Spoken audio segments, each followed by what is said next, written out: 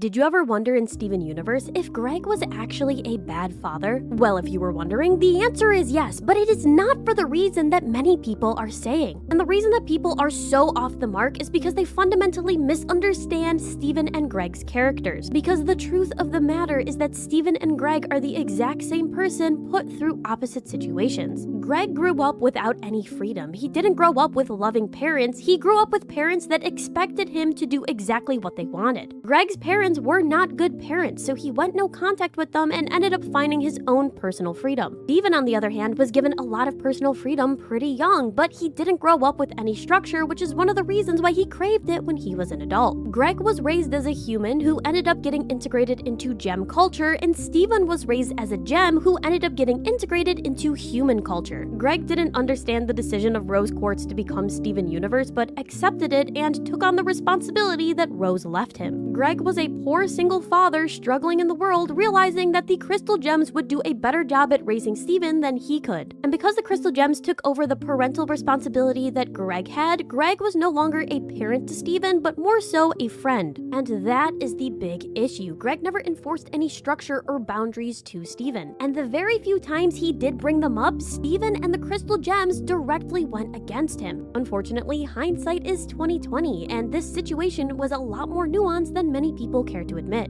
There is not one right way to raise Steven, and unfortunately, Greg did the best he could with the resources that he had available.